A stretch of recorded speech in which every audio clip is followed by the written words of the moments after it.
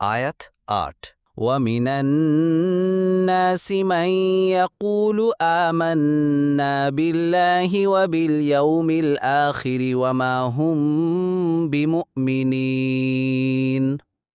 অনুবাদ: আর মানুষের মধ্যে এমন লোকও রয়েছে যারা বলে আমরা আল্লাহ ও শেষ দিবসে ঈমান এনেছি, অথচ তারা মুমিন নয়।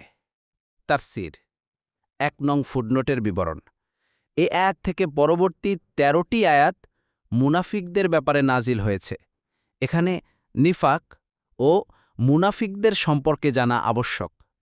নিফাক অর্থ প্রকাশ্যে কল্যাণ ব্যক্ত করা আর গোপনে অকল্যাণ পোষণ করা। মুনাফিকি ২ প্রকার: ১ বিশ্বাসগত মুনাফিকি, ২ আমলগত কার্যগত মুনাফিকি। তাফসিরে ইবনে কাসির। তন্মধ্যে বিশ্বাসগত মুনাফিকি ৬ প্রকার।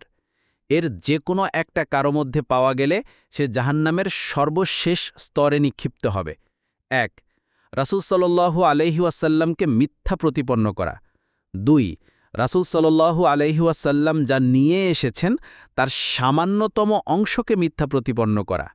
৩ রাসূল সাল্লাল্লাহু আলাইহি ওয়াসাল্লামকে ঘৃণা বা অপছন্দ করা। ৪ রাসূল সাল্লাল্লাহু আলাইহি ওয়াসাল্লাম যা নিয়ে এসেছেন তার সামান্যতম অংশকে ঘৃণা বা অপছন্দ করা। ৫ রাসূল সাল্লাল্লাহু আলাইহি ওয়াসাল্লামের দ্বীনের অবনতিতে খুশি হওয়া। রাসূল সাল্লাল্লাহু আলাইহি ওয়াসাল্লামের দ্বীনের জয়ে অসন্তুষ্ট হওয়া। ৬ কার্যগত মুনাফিকি। এই ধরনের মুনাফিকি ৫ ভাবে হয়ে থাকে। এর প্রমাণ রাসূল সাল্লাল্লাহু আলাইহি ওয়াসাল্লামের বাণী।